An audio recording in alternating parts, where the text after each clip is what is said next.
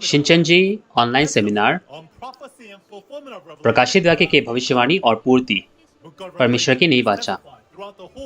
प्रकाशित वाक्य आज पूरी दुनिया में इसके बारे में गवाही दी जा रही है और सितंबर 2021 में हमने पहला और दूसरा शिनचेनजी ऑनलाइन सेमिनार आयोजित किया और इसमें लगभग 30,372 लोगों ने इतने सारे जगहों से भाग लिया और 1800 पादरियों ने इसमें बहुत रुचि ली।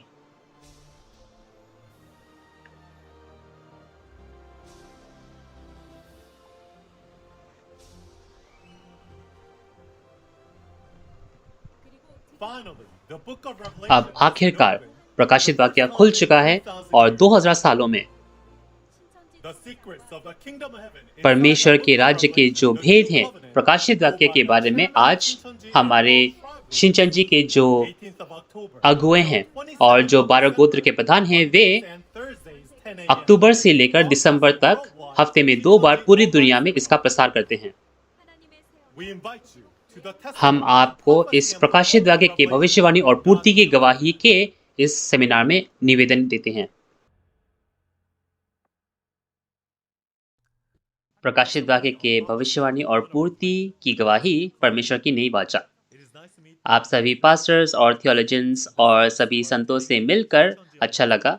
मेरा नाम खंगते वन है और मैं आज आपका होस्ट रहूंगा। सबसे पहले मैं आज जितने भी इस सेमिनार में आए हैं उनका स्वागत करना चाहता हूं और उनका धन्यवाद करना चाहता हूं। आज प्रकाशित वाक्य की भविष्यवाणियां और उनकी पूर्ति की गवाही हमें मिलती है और हम सभी को आज पता होनी चाहिए। आज YouTube के द्वारा ये पूरी दुनिया में इसका प्रसार होता है और ये प्रकाशित वाक्य का वचन अब तक हमें समझने में बहुत दिक्कत होती थी, लेकिन इस समय ये पूरी दुनिया में फैलता है और इस समय सिर्फ सदस्य ही नहीं लेकिन बहुत सारे पादरी हैं जो इसमें रुचि लेते हैं और वो अपना धन्यवाद के जो संदेश है हमें भेजते हैं और हमारे साथ MOU साइन करते हैं। बहुत सारे जो पादरी हैं वो हमारे साथ आज MOU साइन कर रहे हैं और आगे कार्य करने की उत्तेजना में हैं, क्योंकि वे इस वचन को आज जानते हैं और समझते हैं।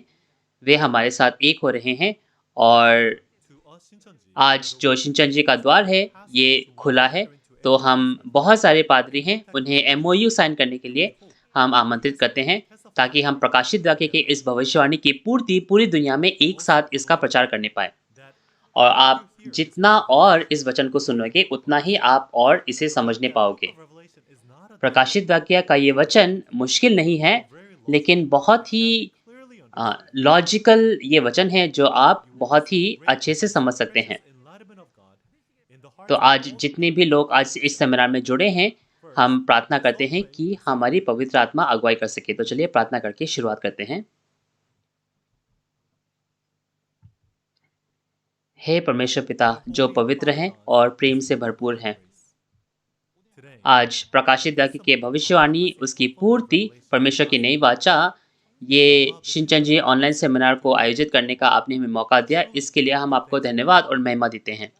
2000 साल से प्रकाशित वाक्य का जो वचन है वो आज पूरा होता है और हमारे जो वाचा के पादरी हैं जिन्होंने सारी चीज़ें देखी और सुनी और उस घटनास्थल पर थे, वे इसके बारे में सरल तरीके से इस वीडियो सेमिनार से सभी लोगों को गवाही देते हैं और पूरी दुनिया में बहुत सारे लोग इसमें रुचि ले रहे हैं।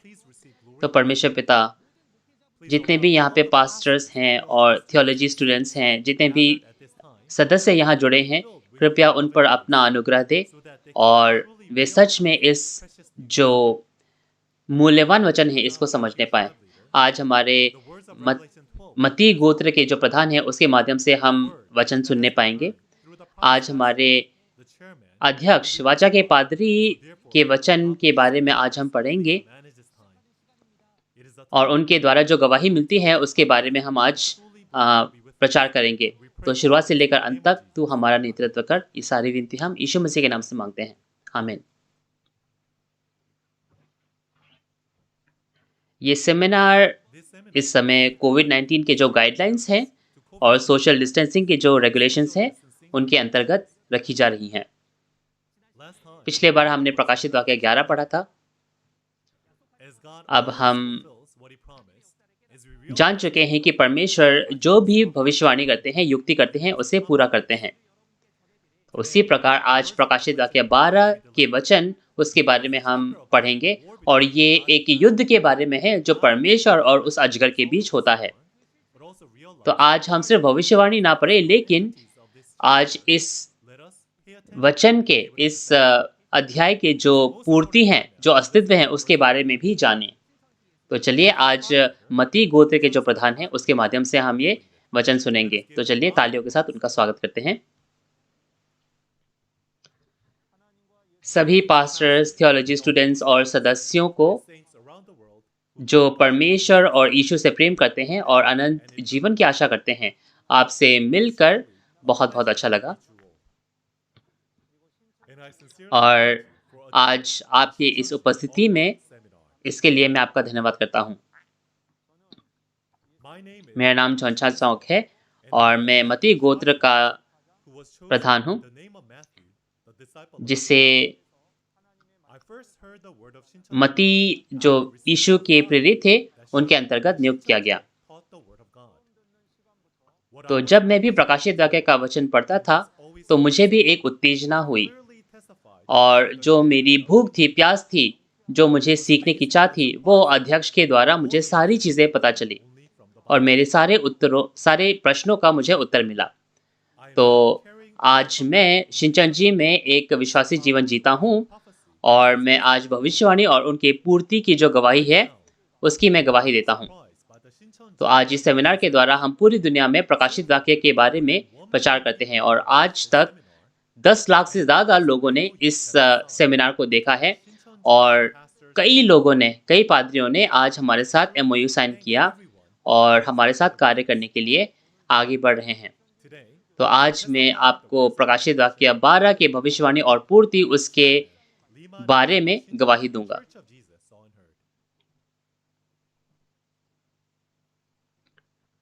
इस समय प्रकाशित वाक्य के भविष्यवाणी और पूर्ति परमेश्वर की नई वाचा, ये जो वचन है इसकी भौतिक पूर्ति के बारे में मैं आज बताऊंगा। तो आज हम प्रकाशित वाक्य 12 के बारे में पढ़ेंगे और ये प्रकाशित वाक्य 12 का जो शीर्षक है वो है परमेश्वर और अजगर के बीच युद्ध। और ये उस व्यक्ति की गवाही है जो उस प्रकाशित वाक्य 12 को देखता है, सुनता है और उसकी आज गवाही देता है। तो ये सारी चीज़ें भौतिक अस्तित्व में पूरी हुई हैं और इनकी गवाही आज हमें मिलती है। तो चलिए आज 3 जो मुख्य बिंदु हैं उन पर चलते हैं। सबसे पहले हमें देखने की ज़रूरत है कि प्रकाशित वाक्य 12 में 3 तरह के अस्तित्व हैं: विश्वासघाती, विनाशक और उद्धारकर्ता। और ये सभी लोग एक जगह उस स्वर्ग में प्रकट होते हैं। दूसरा, प्रकाशित वाक्य 12 हमें ये बतलाता है कि विश्वासघाती कौन है, विनाशक कौन है और उद्धारकर्ता कौन है। ये सामग्री हम प्रकाशित वाक्य 12 में देख सकते हैं।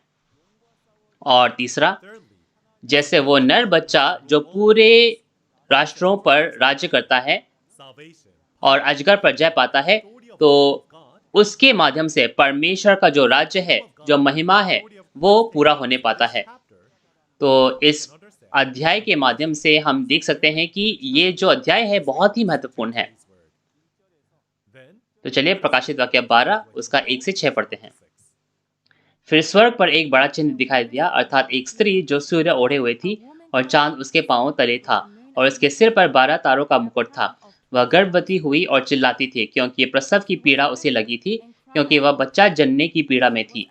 एक और चिन्ह स्वर्ग में दिखाई दिया, एक बड़ा लाल अजगर था जिसके सिर पर 10 सींग थे और उसके सिरों पर 7 राज मुकुट थे और उसकी पूंछ ने आकाश के तारों की 1/3 को खींचकर पृथ्वी पर डाल दिया। और वह अजगर उस स्त्री के सामने जो जच्चा थी खड़ा हुआ कि वह बच्चा जने तो उसके बच्चे को निगल जाए, और वह बेटा जनी जो लोहे का राजदंड लिए हुए सब जातियों पर राज्य करने पर था, और उसका बच्चा परमेश्वर के पास और उसके सिंहासन के पास उठाकर पहुंचा दिया गया। और वह स्त्री उस जंगल को भाग गई जहां परमेश्वर की ओर से उसके लिए एक जगह तैयार की गई थी कि वहां 1260 दिन तक पाली जाए। where she might be taken care of for 1260 days. जैसे कि हमने पढ़ा कि स्वर्ग में एक चिन्ह दिखाई देता है ना? और ये 3 तरह के अस्तित्व के प्रकट होने के बारे में है। तो वहाँ पे एक औरत है, एक स्त्री है, एक नर बच्चा है और वो अजगर है, और ये तीनों अस्तित्व उस स्वर्ग में प्रकट होते हैं। तो ये क्या भौतिक चीजें हैं? अगर एक भौतिक स्त्री सूरज को ओढ़े तो क्या वो जल नहीं जाएगी? और उस अजगर के 7 सिर और 10 सींग हैं, लेकिन ऐसा कोई पशु इस दुनिया में है तो नहीं, है ना? यानी कि ये क्या है? ये अलंकारिक है, इसका एक आत्मिक मतलब है। तो यहाँ पे जो स्वर्ग है उसके बारे में चलिए पढ़ते हैं। बाइबल में हम देख सकते हैं कि 2 प्रकार के स्वर्ग हैं, एक आध्यात्मिक और एक भौतिक। तो आध्यात्मिक क्षेत्र में जो स्वर्ग है वो परमेश्वर का राज्य है, जो आध्यात्मिक क्षेत्र है। जैसे कि प्रेरित यूहन्ना ने प्रकाशित वाक्य 4 में जब वो आत्मा में हो गए थे तो उन्होंने देखा, और पृथ्वी पर जो स्वर्ग है वो परमेश्वर के लोगों का तंबू है। यानी कि प्रकाशित वाक्य 12 का जो स्वर्ग है ये 7 दूतों का जो तंबू है उसको कहा गया है। प्रकाशित वाक्य 1 और 2 और 3 के जो 7 दूत हैं उनके तंबू को स्वर्ग कहा गया है। और आज पूर्ति के समय में जो स्वर्ग था, जो प्रकाशित वाक्य 12 में लिखा हुआ है, वो क्या है? ये 7 दूतों का मंदिर जो गच्छौन कोरिया गणराज्य में पूरे हुए। और इस प्रकार आपको भौतिक पूर्ति इसलिए बताई जाती है क्योंकि एक व्यक्ति है, एक वाचा का पाद्री है जो ये सारी चीजें देखता और सुनता है।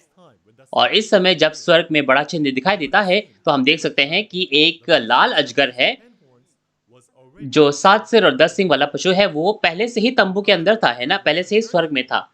हम देख सकते हैं प्रकाशित वाक्य 13 में वो जो पशु है वो समुद्र से निकलता है और तंबू में प्रवेश करता है। तो यानी कि प्रकाशित वाक्य 13 की जो घटनाएं हैं वो प्रकाशित वाक्य 12 से पहले की घटनाएं हैं। तो ये व्यक्ति कौन होगा? ये स्त्री कौन होगी जो सूरज चांद तारों से सजी हुई है? तो चलिए सूरज चांद तारों के बारे में पहले जानते हैं। हम जानते हैं कि स्वर्ग क्या था? वो तंबू था, है ना? यानी कि सूरज चांद तारे ये भी अलंकारिक है, आत्मिक है। सूरज चांद तारे उस तंबू में परमेश्वर के लोगों को दर्शाया गया है। अगर आप उत्पत्ति 37 में जाओ तो परमेश्वर के जो लोग थे, जो याकूब के घराने के थे, उन्हें सूरज चांद तारे कहा गया। वे परमेश्वर के चुने हुए लोग थे।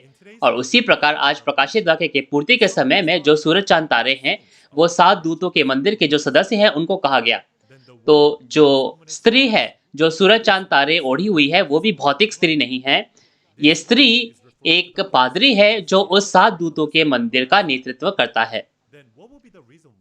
तो इस व्यक्ति को, इस पादरी को एक औरत क्यों कहा गया? जैसे कि एक औरत एक बच्चे को जन्म देती है और उसे बढ़ाती है ना? उसका पोषण करती है। उसी प्रकार एक पादरी क्या है? आत्मिक तरीके से लोगों को जन्मता है और उनका पोषण करता है।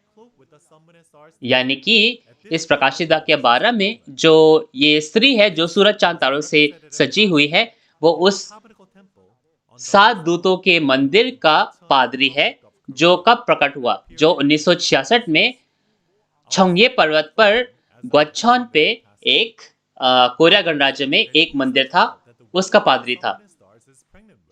तो ये जो स्त्री जो सूरज चांद तारों से सजी हुई थी वो क्या है? वो एक पादरी है। और अगर ये स्त्री भी भौतिक स्त्री नहीं है तो ये बच्चा भी भौतिक स्त्री नहीं होगा। यानी कि ये जो बच्चा है ये कौन होगा? ये बच्चा उस तंबू के मंदिर का एक सदस्य है जिसको उस पादरी ने, जो उस मंदिर का पादरी है, उसने जन्म दिया। तो हम देख सकते हैं कि ये भी उत्पत्ति 3 की पूर्ति है, जहां परमेश्वर ने हवा को कहा कि जब वो बच्चा जनेगी तो उसे बहुत पीड़ा होगी।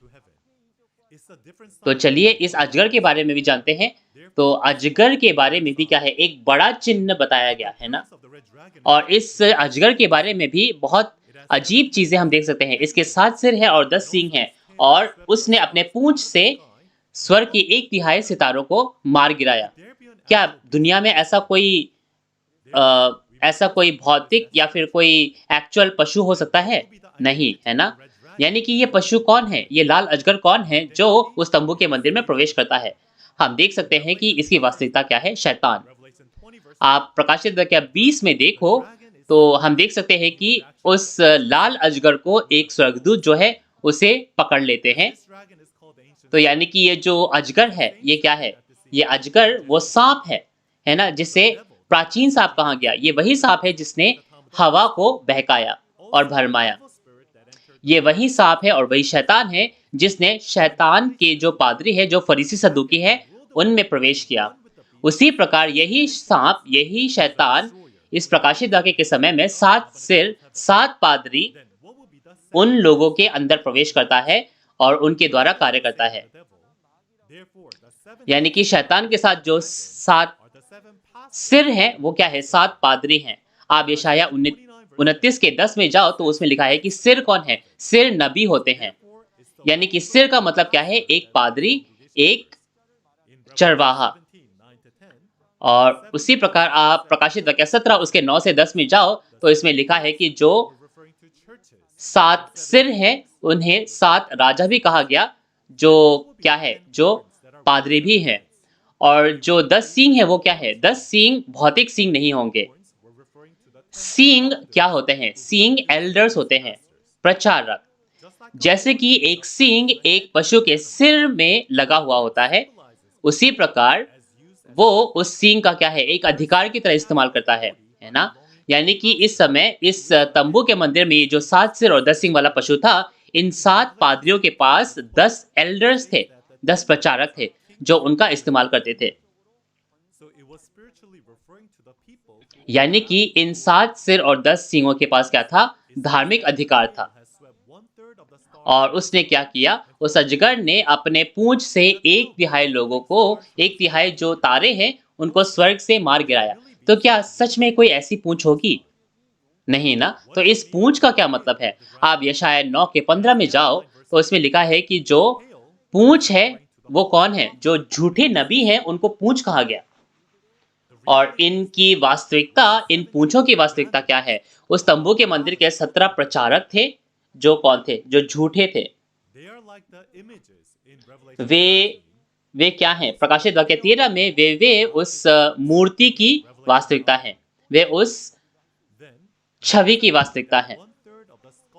और इसका क्या मतलब है कि 1/3 जो तारे हैं उनको मार गिरा दिया गया। इसकी वास्तविकता ये है कि जो झूठे पादरी हैं, झूठे नबी हैं, वे क्या करेंगे? तंबू के मंदिर के 1/3 लोगों को मार गिराएंगे और क्या है? उनकी आत्माओं को मार डालेंगे। जैसे कि हमने देखा था कि जो तंबू के मंदिर है, उनका पहला प्रेम कौन था? यीशु मसीह था। वे स्वर्ग में थे। लेकिन अब क्या है कि उन झूठे नबियों के द्वारा 1/3 लोग जो हैं, उनकी आत्माएं मर जाती हैं। अब चलिए उस लाल अजगर के समूह के बारे में जानते हैं, जिसने तंबू के मंदिर में प्रवेश किया। इसके बारे में चलिए हम जानते हैं। हम देख सकते हैं प्रकाशित वाक्य 13 में एक संगठन है और एक समूह है जो 42 महीने तक इस मंदिर को रौंदता है। और ये वही समूह है जो प्रकाशित वाक्य 2 में आप देख सकते हैं कि निकोलइयों का समूह है। और आप प्रकाशित वाक्य 17 और 18 में देख सकते हैं, ये वही लोग हैं जो बाबुल कहलाते हैं, जो पूरी दुनिया को उस व्यभिचार की मदिरा से भरमाते हैं। तो हम देख सकते हैं कि ये सभी लोग क्या हैं? ये सभी लोग एक समूह के हिस्सा हैं, जो लाल अजगर के समूह है। और उसकी वास्तविकता क्या है? उसकी वास्तविकता पादरी शिक्षा केंद्र था। एक केंद्र था, एक शैक्षिक संगठन था, पादरी शिक्षा केंद्र, जो बाकी पादरियों को पढ़ाता था। और उसमें क्या है? उसमें बाबुल की तरह क्या है? सभी दुष्ट आत्माएं भरी हुई थी। उसमें शैतान कार्य करता था। और उस संगठन ने जो परमेश्वर के जो तंबू के लोग हैं, जो परमेश्वर के लोग हैं, उनको मार गिराया और उनको झूठे वचन दिए। और हम देख सकते हैं कि ये जो अजगर है, ये उस बच्चे को खाने पर था, बच्चे को निगलने पर था, है ना? यानी कि अजगर जो है उस बच्चे को मार डालना चाहता था। क्यों? क्योंकि ये जो बच्चा है, ये लोहे का राजदंड लिए हुए पूरे राष्ट्रों पर राज्य करने पर था।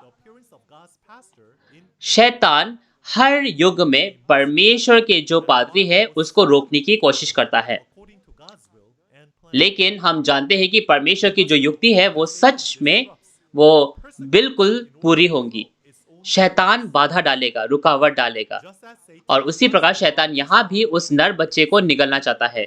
उसी प्रकार मूसा के समय में भी, है ना? मूसा के समय में भी जो मिस्र का राजा था उसने उस बच्चे को मारना चाहा। उसी प्रकार पहले आगमन में भी जो हेरोद था उसने यीशु मसीह को और उन बच्चों को मारना चाहा। उसी प्रकार इस समय में भी एक अजगर है जो उस नर बच्चे को मारना चाहता है, लेकिन जैसे हम की जानते हैं कि परमेश्वर की युक्ति हर तरीके से पूरी होती है। अब क्या है कि उस नर बच्चे को स्वर्ग की ओर उठा लिया गया। उस नर बच्चे को परमेश्वर के पास, सिंहासन के पास उठाकर पहुंचा दिया गया। और फिर क्या है, ये स्त्री जो है वो जंगल में भाग गई। और कई लोग बोलते हैं आज कि ये जो स्त्री है ये जंगल में भाग गई। ये स्त्री लोग बोलते हैं कि एक चर्च है या फिर एक कलीसिया है, और ये जो नर बच्चा है ये यीशु मसीह है। अगर ये स्त्री एक कलीसिया है तो कलीसिया कैसे भाग सकती है ना? तो चलिए इसके बारे में और पढ़ते हैं, लेकिन हम जानते हैं कि ये जो नर बच्चा है, ये नर बच्चा पूरे राष्ट्रों पर राज्य करता है। कब राज्य करता है? जब वो उन शैतान के संगठन, शैतान के समूह पर जय पाता है। कब? जब वो 42 महीने पूरे हो जाते हैं।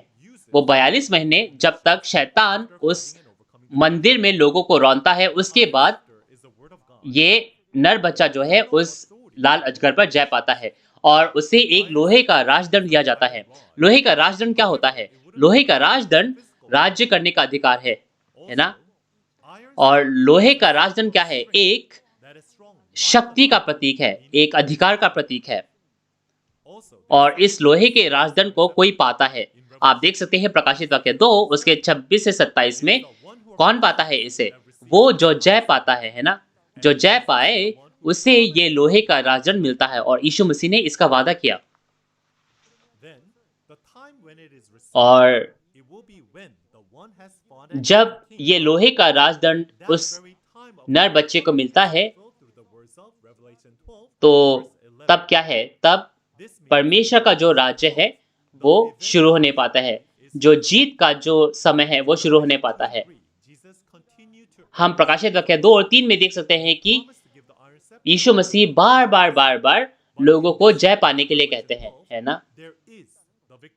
लेकिन ये जो जीत का समय है ये प्रकाशित वाक्य 12 उसके 11वीं आयत में शुरू होता है। और ये जो जीत है ये बाइबल के 6000 सालों में सबसे पहला वो घटना है जब परमेश्वर का राज्य क्या है? शुरू होने पाता है। पहले 6000 सालों से ये पूरी दुनिया क्या है? शैतान के अंदर थी, लेकिन इस जीत के बाद, इस प्रकाशित वाक्य 12 के जीत के बाद जो है परमेश्वर का राज्य शुरू हो जाता है और 6000 सालों बाद सभी चीजें परमेश्वर के अंदर आनी शुरू हो जाती हैं। तो आज हम आशा करते हैं कि प्रकाशित वाक्य 12 के माध्यम से, प्रकाशित वाक्य सेमिनार के माध्यम से हम इस नर बच्चे को समझ सके और परमेश्वर के राज्य को समझ सके। अब ये नर बच्चा कौन है? ये नर बच्चा वो है जो अजगर से लड़ता है और जय पाता है और उसे लोहे का राजदंड मिलता है और वो वाचा का पादरी हो जाता है, जैसे कि प्रकाशित वाक्य 2 और 3 में लिखा है। ये वही वाचा का पादरी है जो यीशु के साथ उसके सिंहासन पर बैठता है, और ये वही है जो उस अजगर के समूह से लड़ता है और जय पाता है। लेकिन ये जो जय पाता है ये कोई भी नहीं हो सकता है ना? जय पाने वाला बनने के लिए उस व्यक्ति को उस अजगर के समूह से लड़ने की जरूरत है, उस अजगर के समूह से जिसने तंबू के मंदिर में प्रवेश किया। और वो क्या करता है, जय पाता है और 12 गोत्रों की स्थापना करता है। तो ये नर बच्चा कब पैदा होगा, हमें जानने की जरूरत है ना। ये कब पैदा होगा, ये 42 महीने के अंदर पैदा होगा, जब जो पशु जो है, जो अजगर जो है, उस मंदिर को रौंद रहा था। जैसे कि यिर्मयाह 31 के 22 में लिखा है कि एक औरत जो है एक नर को घेर लेगी, और ये जो चीज है, ये एक नए रचना की शुरुआत है, और इसे एक नई रचना कहा गया ना, एक नया कार्य कहा गया। क्योंकि इससे पहले क्या था, इस नर बच्चे के पैदा होने से पहले क्या हो रहा था, जो तंबू का मंदिर था वो शैतान के द्वारा, अजगर के द्वारा कुचला जा रहा था।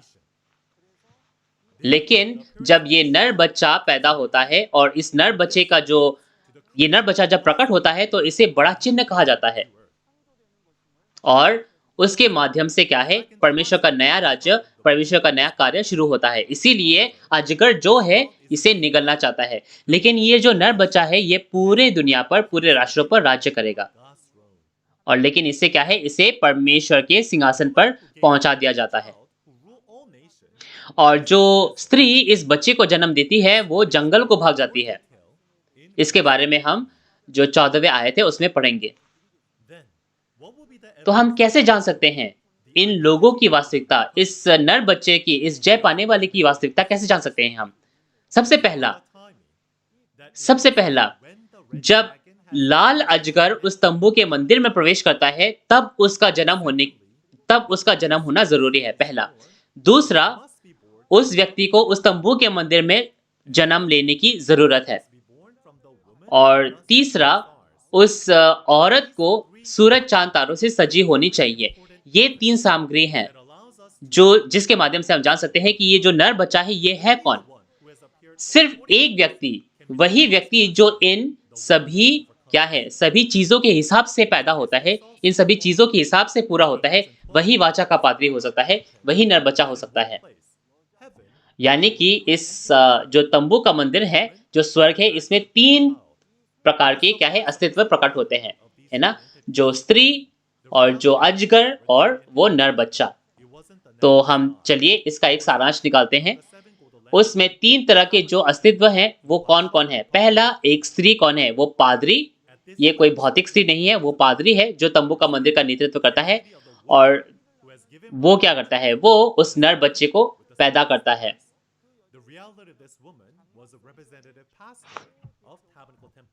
और उस अजगर के समूह की वास्तविकता, जिसने तंबू के मंदिर में प्रवेश किया और उस पर आक्रमण किया, वो एक पादरी शिक्षा केंद्र है। ये पादरी शिक्षा केंद्र क्या करते थे, ये पादरियों को पढ़ाते थे, लेकिन इन्होंने क्या किया, इन्होंने परमेश्वर के मंदिर को नष्ट कर दिया। और ये जो नर बच्चा है जो जय पाता है, ये कौन है, ये वो जय पाने वाला नया यूहन्ना है। जिस प्रकार पुराने नियम के सभी भविष्यवाणियों को यीशु ने पूरा किया, उसी प्रकार नया नियम की सभी भविष्यवाणियां आज पूरी होती हैं। जब तक भविष्यवाणियां पूरी नहीं होती हैं तो भौतिक अस्तित्व प्रकट नहीं होते हैं, लेकिन जब भविष्यवाणियां पूरी होती हैं तो पता चलने पाता है, तब भौतिक वास्तविकताएं प्रकट होती हैं। और जब वास्तविकताएं प्रकट होती हैं तो कोई झूठ नहीं बोल सकता, क्योंकि ये सारी चीजें प्रकट हो चुकी हैं। और उस समय पर एक वाचा के पादरी हैं जो सभी चीजें देखते, सुनते और जानते हैं, और उसकी आज वो गवाही देते हैं। तो चलिए प्रकाशित वाक्य 12:7 से आगे पढ़ते हैं।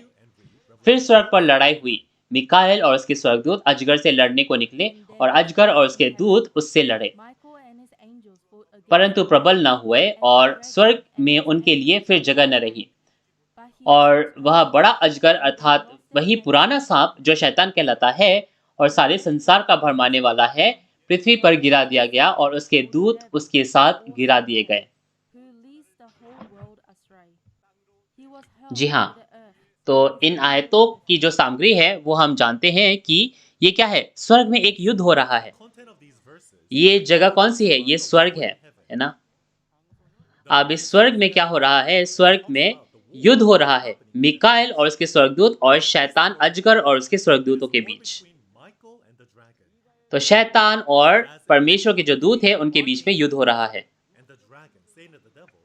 तो ये जो स्वर्ग क्या है ना, ये कोई भौतिक लड़ाई तो नहीं हो रही है ना? लेकिन ये जो स्वर्ग है, ये स्वर्ग क्या है? ये तंबू का मंदिर है। इस तंबू के मंदिर में ये आत्मिक लड़ाई हो रही है, आत्मिक युद्ध हो रहा है। तो ये भौतिक युद्ध नहीं है, लेकिन आत्मिक युद्ध हो रहा है। और ये युद्ध कैसे हो रहा है? ये सिद्धांतों का युद्ध हो रहा है ना? वचनों का युद्ध, सिद्धांतों का युद्ध हो रहा है। और इस युद्ध के बारे में बाइबल वर्णन करती है। जैसे कि इफिसियों 6 में लिखा है कि हमारा जो मल्ल युद्ध है, वो शरीर से नहीं है, लेकिन इस दुनिया के जो दुष्ट हैं, इस दुनिया के जो अधिकार हैं, उनसे हमारी लड़ाई है, उनसे हमारा युद्ध है। इसीलिए उनसे लड़ने के लिए हमें परमेश्वर का वो पूरा हथियार पहनने की ज़रूरत है। तो बाइबल में जो युद्ध है, ये भौतिक युद्ध के बारे में नहीं, लेकिन क्या है? आत्मिक युद्ध के बारे में बात करता है। लेकिन कई लोग कहते हैं कि ये जो बाइबल में युद्ध है, ये भौतिक युद्ध है। ये विश्व युद्ध, तीसरे युद्ध के बारे में बात कर रहा है और परमाणु बम से सभी चीज़ें अंत हो जाएँगी, लोग ऐसा कहते हैं। लेकिन ये युद्ध जो है, ये हम देख सकते हैं कि आत्मिक युद्ध है। आप देख सकते हैं स्वर्ग में एक आत्मिक युद्ध हो रहा है। मिकाएल और उसके स्वर्गदूत शैतान और उसके दूतों से लड़ रहे हैं। ये आत्मिक क्षेत्र में हो रहा है। तो मिकाएल और उसके स्वर्गदूत क्या है? ये परमेश्वर की सेना है ना? और ये जो शैतान है, शैतान और उसके जो समूह है, जो 7 सिर और 10 सींग हैं, ये क्या है? ये शैतान की सेना है। तो परमेश्वर की सेना और शैतान की सेना ये क्या करते हैं? ये युद्ध लड़ते हैं। शैतान शैतान से लड़ता है और शरीर शरीर से लड़ता है। तो अगर आत्मा इसमें जय पाती है, तो भौतिक रूप में भी वो जय पा सकते हैं, क्योंकि आत्मा और शरीर एक हो जाते हैं और ये युद्ध जो है एक साथ लड़ते हैं। तो प्रकाशित वाक्य में जो युद्ध है उसके बारे में चलिए हम पढ़ते हैं।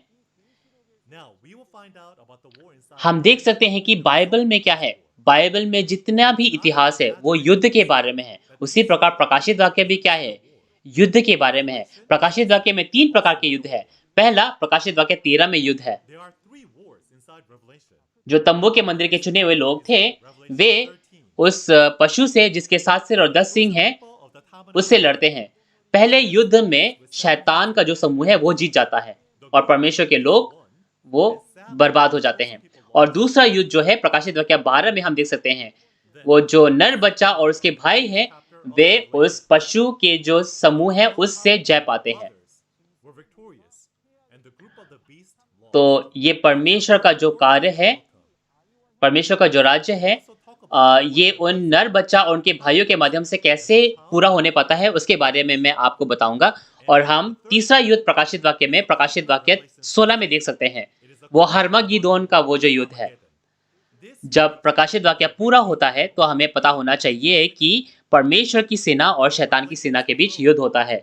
शैतान के जो झूठ है और परमेश्वर की जो सच्चाई है वो सामने आती है। और इन सभी युद्धों का जो परिणाम है वो ये है कि शैतान और उसके जो दूत हैं उन्हें मार गिरा दिया जाता है और उन्हें स्वर्ग से बाहर फेंक दिया जाता है। तो शैतान को कब फेंक दिया जाता है? वो जब 42 महीने पूरे हो जाएंगे, जब विनाश की जो घटना है वो पूरी हो जाएगी, तब शैतान को बाहर फेंक दिया जाएगा। अब उसे कहाँ से बाहर निकाल दिया गया? उसे स्वर्ग से बाहर निकाल दिया गया है ना? ये स्वर्ग क्या है? उन 7 दूतों का जो मंदिर था वो है ये। और उस पृथ्वी पर जहाँ शैतान को फेंक दिया गया, वो पृथ्वी क्या है? वो पृथ्वी एक ऐसी जगह है जो सिर्फ शरीर है वहाँ पे, लेकिन वहाँ पे पवित्र आत्मा नहीं है। तो इस तंबू के मंदिर से शैतान को बाहर निकाल दिया गया और उस पृथ्वी पर डाल दिया गया जहाँ पे पवित्र आत्मा नहीं है, परमेश्वर का वचन नहीं है। और क्या वजह है कि उस शैतान को फेंक दिया गया? क्योंकि उसने उस नर बच्चे से क्या है, वो युद्ध जो है वो हार गया। तो चलिए प्रकाशित वाक्य 12 उसका 10 से 12 पढ़ते हैं।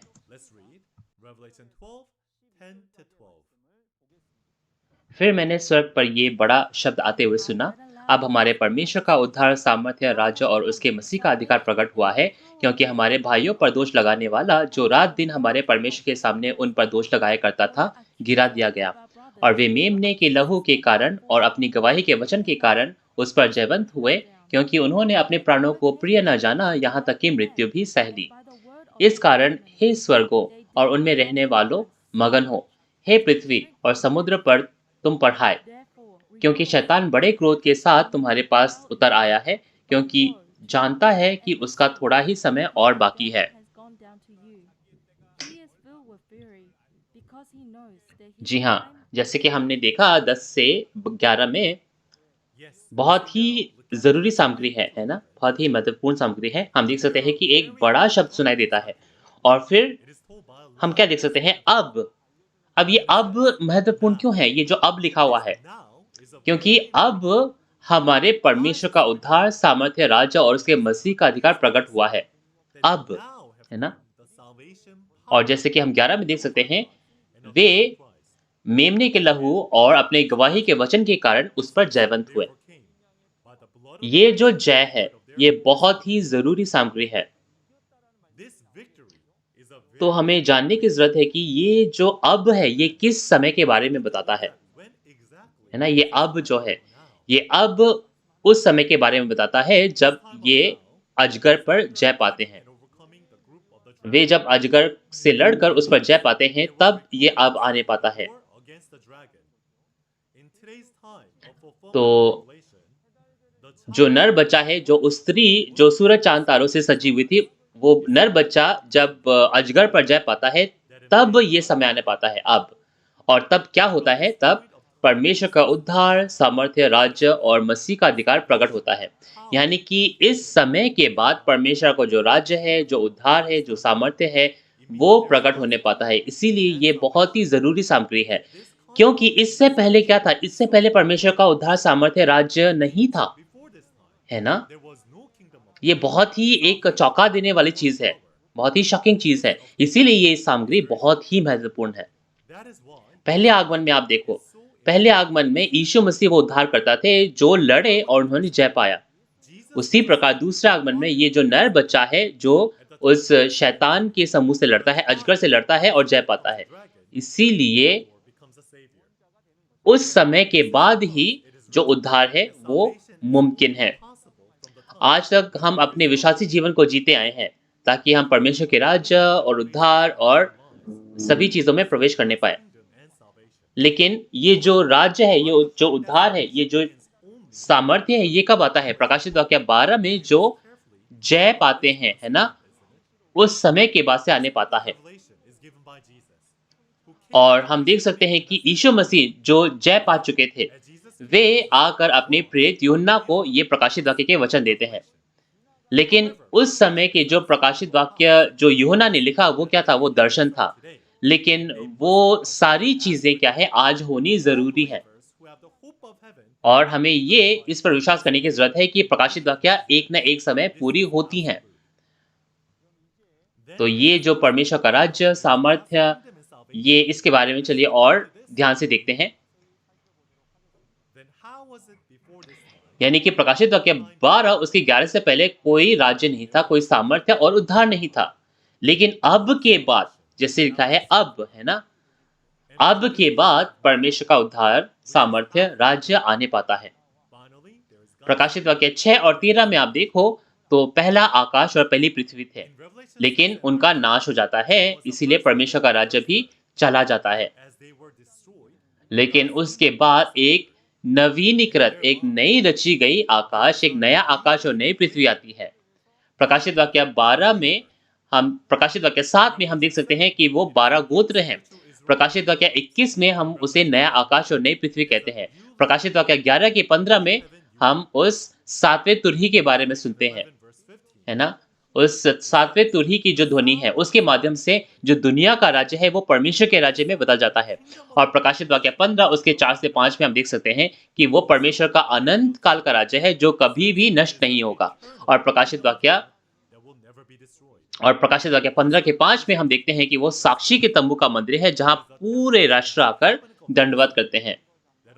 इसीलिए ये जो अब है, जो भौतिक पूर्ति परमेश्वर के राज्य की हो चुकी है, जो उस अजगर पर जय पाकर मिलती है, वो राज्य है जो आज बनती है, जो किसके द्वारा बनाया गया? उस जय पाने वाले के द्वारा, नया यूहन्ना के द्वारा बनाया गया।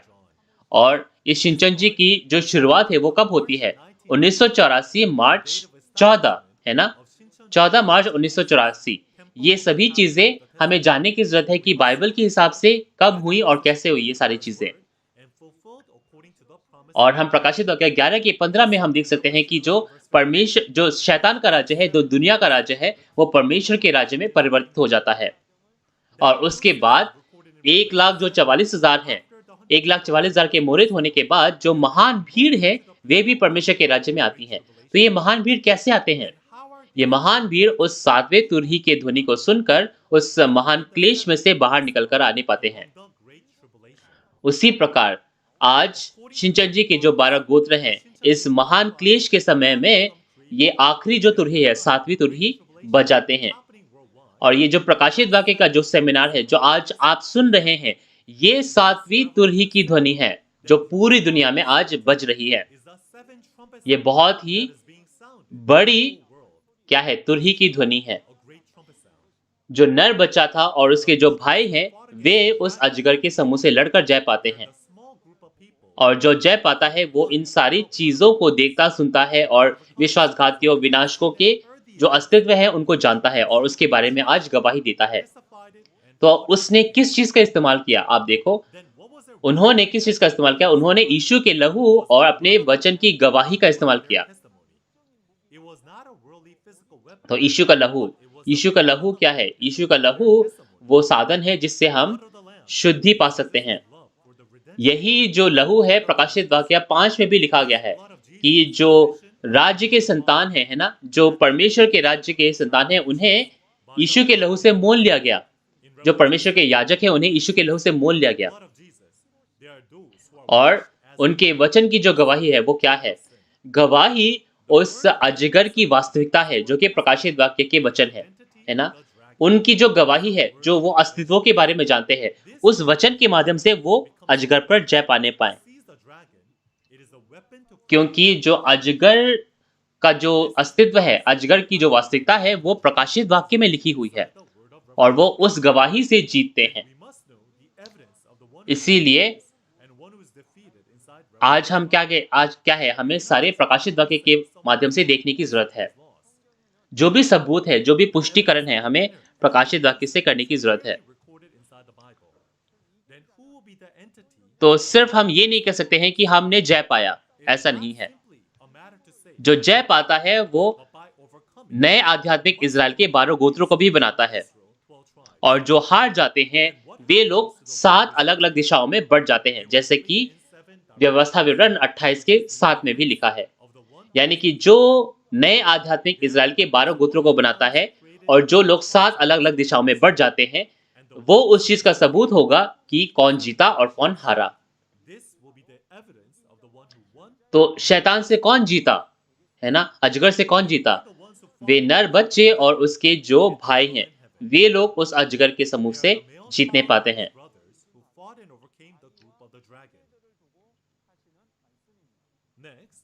और इसका क्या मतलब है कि वो जो पृथ्वी है और जो समुद्र है, जिस पर शैतान का क्रोध आता है और उस पर हाय है। अब ये जो समुद्र है, ये क्या है? ये पशु का राज्य है ना? जो पशु से संबंधित है। अब ये शैतान जो अजगर है, ये क्यों क्रोधित है?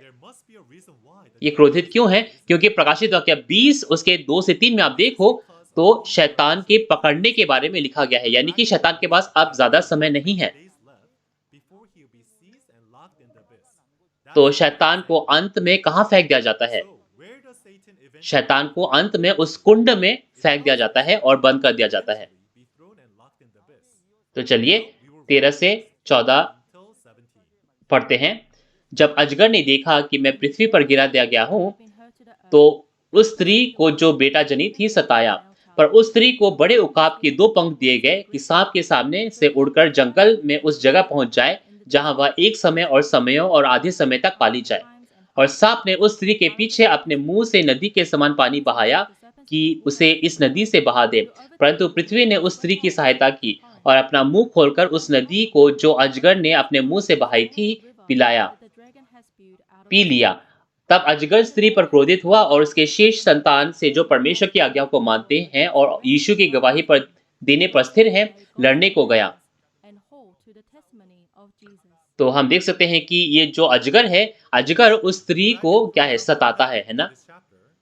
ये स्त्री उसे 2 पंख दिए गए और वो उस जगह चली गई जो उसने परमेश्वर के लिए जो उसके लिए परमेश्वर ने स्थापित किया था और वो वहाँ समयों और आधे समय के लिए वहीं रही। अब ये जो अजगर है उस स्त्री को क्यों सताने गया? क्योंकि इस स्त्री ने उस नर बच्चे को जन्म दिया, है ना? इसीलिए इस अजगर ने उस स्त्री को सताया। उस उस नर बच्चे के वजह से अजगर जो है ये युद्ध हार गया। इसीलिए अब ये अजगर जो है उस स्त्री के पीछे जाता है और उसे सताता है। जब हम बाइबल को देखते हैं तो कई लोग हैं जो क्या है, जो सताते हैं और कई लोग हैं जो सताए जाते हैं। तो हमें देखने की ज़रूरत है कि हम सताते हैं या सताए जाते हैं। तो फिर क्या होता है कि स्त्री उसे उकाब के 2 पंख दिए गए। अब ये उकाब क्या है? ये उकाब उन 4 जीवित प्राणियों में से एक है ना? जैसे कि प्रकाशित वाक्य 4 में हमने देखा था। और ये जो उकाब के 2 पंख हैं, ये क्या है? उस तंबू के मंदिर का जो पादरी है, उससे 4 जीवित उन प्राणियों के द्वारा क्या है, एक जंगल में ले जाया गया। ये बिल्कुल निर्गमन 19 के 14 के हिसाब से है कि परमेश्वर लोगों को उकाबों के जो पंख हैं, उस पर ले जाता है। लेकिन जो इज़राइल थे, उन्हें सच में वास्तविकता भौतिक रूप में ये उकाब के पंखों पर नहीं लेके गया था। उसका ये मतलब है कि इज़राइल के लोगों को उस मिस्र से 4 जीवित प्राणियों ने कैसे निकाला, उसके बारे में बताया गया है।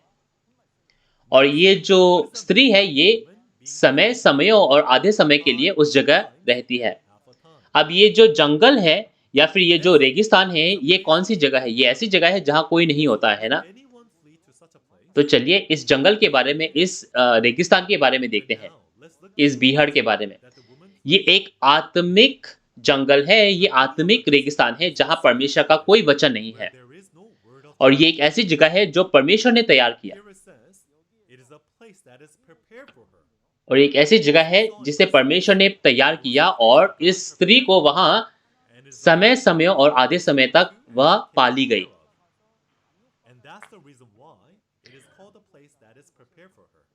और उसे 1260 दिन तक, यानी कि आप देख सकते हैं कि इसे समयों और आधे समय भी कहा गया, यानी कि 3.5 समय। एक समय जो है, आप देख सकते हैं दानियल 11 के 13 में, एक समय का मतलब है 1 साल, यानी कि 3.5 समय, यानी कि 3.5 साल। और 3.5 साल कितना होता है? 1260 दिन। तो अब इसका क्या मतलब है कि उस औरत को, उस स्त्री को वहां पाली गई। अब ये जो तंबू का मंदिर का जो पादरी है, जिसने विश्वासघात किया, वो ऐसी जगह जाता है जहां वो अन्य जातियों के सिद्धांत सीखता है। ये जो घटना है, जो औरत जंगल में भाग जाती है, ये बिल्कुल उस घटना की तरह है जैसे नबी एलिय्याह थे। आप पुराने नियम में देखो तो पहले राजा उसके 17 में जो नबी एलिय्याह थे, वे इज़ाबेल के समक्ष से भागकर उस जंगल में, रेगिस्तान में भाग जाते हैं और 3.5 साल तक जो कौवे उनके लिए खाना लाते हैं, वो खाना खाते हैं। यही घटना आलंकारिक रूप में प्रकाशित वाक्य में इस स्त्री के जंगल भाग जाने के प्रतीक को बताया गया है। ये जो दूत था, ये जो स्त्री थी, ये वो दूत था जो दूसरे आगमन में प्रभु के लिए मार्ग तैयार करता है। जैसे ही पहले आगमन में यूहन्ना बपतिस्मा ने जंगल से आकर किसके लिए? प्रभु के लिए मार्ग तैयार किया। उसी प्रकार दूसरे आगमन में ये जो ग्वाचन में तंबू का मंदिर था कोरिया में, इसमें एक स्त्री थी, एक उस तंबू का प्रमुख था जो मार्ग तैयार करता था। और अब उस नदी के बारे में जानते हैं जो अजगर ने अपने मुंह से निकाला, और उस पृथ्वी के बारे में जिसने उस नदी को क्या है, पी लिया, है ना? तो अब ऐसा कोई अजगर नहीं हो सकता है जो इतनी सारी पानी निकाले, है ना, अपने मुँह से, जो लोगों को बहा दे। तो इसका मतलब क्या है? तो ये सारी चीज़ें क्या है? ये सारी चीज़ें भौतिक नहीं है, आत्मिक रूप से है। तो ये पानी क्या है जो उस साँप के मुँह से निकलता है, उस अजगर के मुँह से निकलता है। ये क्या है? ये झूठे वचन हैं और क्या है? निंदा के शब्द हैं, है ना? सतावने के शब्द हैं, निंदा के शब्द हैं। अब ये जो विनाशकों के मुँह में से जो वचन निकल रहे हैं, वे वचन हैं। ये निंदा के शब्द हैं, जो उस स्त्री के खिलाफ बोले जा रहे हैं। और पृथ्वी ने इस नदी को जो है पी लिया। अब जो तंबू के मंदिर के जो सदस्य हैं, जो पृथ्वी के समान हैं, वे उन पादरियों के वचन को सुनते हैं, लेकिन वे उसका अनुसरण नहीं करते, वे उसे सुनते नहीं हैं, उसे स्वीकार नहीं करते। ये जो पृथ्वी के लोग हैं, जो तंबू के मंदिर के जो सदस्य हैं, वे अपने जो प्रमुख थे, जो पादरी थे, जो तंबू के मंदिर के पादरी थे, उसकी बुराई नहीं करते हैं, लेकिन उसे बचाते हैं, इसीलिए वो उस पानी को पी लेते हैं। अब क्या करता है, ये जो अजगर है, अजगर उस स्त्री के जो शेष संतान हैं, जो परमेश्वर की आज्ञा को मानते हैं, उस पर क्या है, उस पर आक्रमण करने को चला जाता है। तो ये जो समुद्र क्या है, ये समुद्र वे लोग हैं जो क्या है, झूठे वचन के अंदर है। तो ये जो शैतान क्या करता है, ये अजगर क्या करता है, जितने भी लोग हैं, है ना? जितने भी दुनिया के जो झूठे पादरी हैं, उनको एकत्रित कर कर जो नर बच्चा है और जो उसके भाई हैं, जो परमेश्वर के शेष संतान हैं, उनसे लड़ने को निकलता है। और उसमें एक बहुत ही भीष्म युद्ध होता है, जो हर्मगिदोन का युद्ध है, जो हम प्रकाशित वाक्य 16 में पढ़ेंगे। तो आज प्रकाशित वाक्य 12 का जो सारांश है वो क्या है? जो औरत है, जो सूरज चाँद तारों से सजी हुई थी, वो अजगर के सामने और उस स्वर्ग में है। वो क्या है? वो 3.5 साल के लिए उस जंगल को भाग जाती है। लेकिन जो नर बच्चा है, वो उस अजगर से और उसके जो समूह है, उससे जय पाता है। किससे? मेम्ने के लहू और अपने गवाही के वचन से। और जब वो जय पाता है, तब से परमेश्वर का राज्य, सामर्थ्य और महिमा और सारी चीज़ें आनी पाती हैं। तो ये अब जो समय है, ये बहुत महत्वपूर्ण है, जैसे कि मैंने आपको बताया है। तो जो जय पाता है, वो एक नए आध्यात्मिक इज़राइल की शुरुआत करता है और परमेश्वर के जो लोग हैं, उनकी कटाई कर, उन्हें मुहरित कर 12 गोत्रों की स्थापना करता है। ये प्रकाशित वाक्य के पुस्तक की क्या है? युक्ति है, उद्देश्य है, और ये परमेश्वर की उद्देश्य है। प्रकाशित वाक्य 12 में हम देख सकते हैं कि 3 तरह के अस्तित्व हैं। प्रकाशित वाक्य में 3 तरह के अस्तित्व हैं। हम देख सकते हैं कि विश्वासघाती कौन है, विनाशक कौन है और उद्धारकर्ता कौन है। हम बिना किसी सबूत के ये विश्वासघाती है, ये विनाशक है, ऐसा नहीं कह सकते हैं। हमें सबूत चाहिए, और सबूत आज आ चुके हैं। भौतिक रूप में प्रकाशित वाक्य के जो अस्तित्व हैं, वास्तविकताएं हैं, वो प्रकट हो चुकी हैं। इसीलिए आज जो नर बच्चा और उसके भाई अजगर के समूह से जय पाते हैं, उसके माध्यम से जो है परमेश्वर का जो राज्य, सामर्थ्य, जो अधिकार है, वो आने पाता है। और अगली बार जब हम पढ़ेंगे, वो प्रकाशित वाक्य 13 के बारे में होगा, जो चुने हुए लोग जो उस पशु का चिन्ह प्राप्त करते हैं। और ये सारी चीजें आज हो चुकी हैं, जिसके बारे में आज गवाही आपके पास आने पहुंचती है। तो मैं आशा करता हूं कि अगली बार भी आप जुड़ने पाओगे। बहुत सारे लोग आज इस वचन के साथ एक होने पा रहे हैं, इस सेमिनार के साथ एक होने पा रहे हैं। वचन के साथ एक होना यानी कि परमेश्वर और यीशु के साथ एक होना है। तो हम सब इस वचन में एक होने पाए। इसका क्या मतलब है? इसका ये मतलब है कि हम एक होकर हम वी आर वन, ये क्या है? आवाज निकालने पाए। तो मैं आपसे पहले कहूंगा, हम एक हैं। तो चलिए प्रार्थना करते हैं और एक दिल के साथ परमेश्वर को हम धन्यवाद दें। हे परमेश्वर पिता, जो अनंत जीवन का सोता है, जो हमारे पवित्र परमेश्वर हैं, कृपया आज सभी महिमा जो आज आपको देखते हैं, इसे तू स्वीकार कर। इस चिंचन जी सेमिनार के माध्यम से हम आशा करते हैं कि जो प्रकाशित वाक्य का जो वचन है और गवाही की पूर्ति है, वो पूरी दुनिया में फैलने पाए। आज हमने प्रकाशित वाक्य 12 में परमेश्वर और शैतान के बीच युद्ध को देखा। आज जो भी हमने सुना उसे अनुसरण करने का, उसे समझने की हमें क्षमता दे। और जितने भी यहाँ पादरी हैं, थियोलॉजियंस हैं, सदस्य हैं, उन्हें भी इस चीज़ को एहसास करने का और समझने की तू क्षमता दे, ताकि हम सभी तेरे संतान बनकर तेरे उस राज्य में एक साथ तेरे साथ कार्य करने सकें।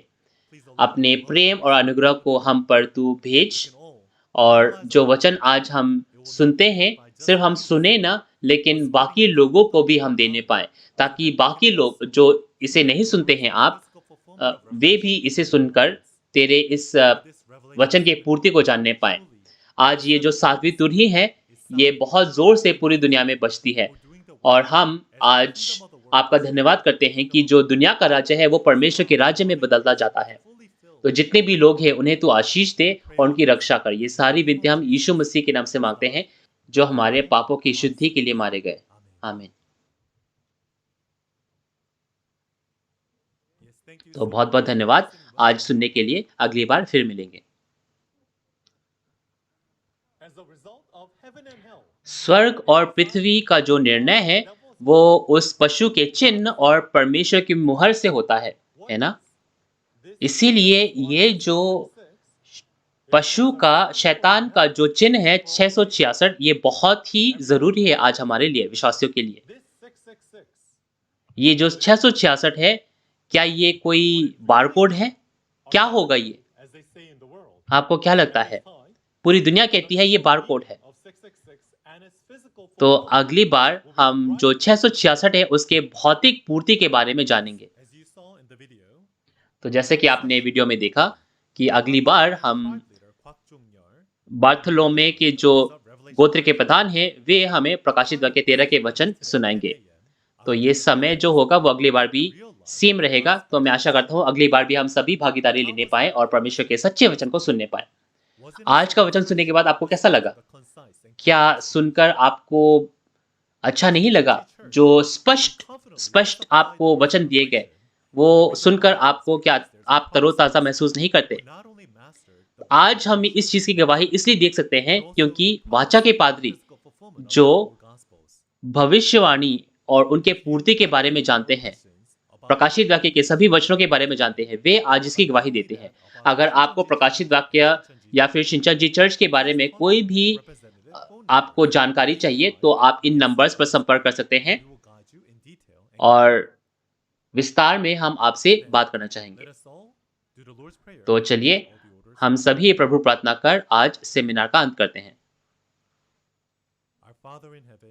हे हमारे पिता, तू जो स्वर्ग में है, तेरा नाम पवित्र माना जाए, तेरा राज्य आए, तेरी इच्छा जैसे स्वर्ग में पूरी होती है, वैसे ही पृथ्वी पर भी हो।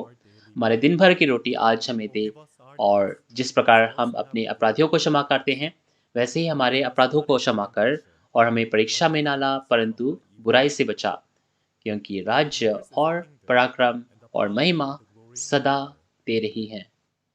आमीन। तो इसके साथ आज हम प्रकाशित वाक्य की भविष्यवाणी और पूर्ति की गवाही परमेश्वर की नई वाचा इस सेमिनार का अंत करते हैं। आज के समय के लिए आप सभी का धन्यवाद।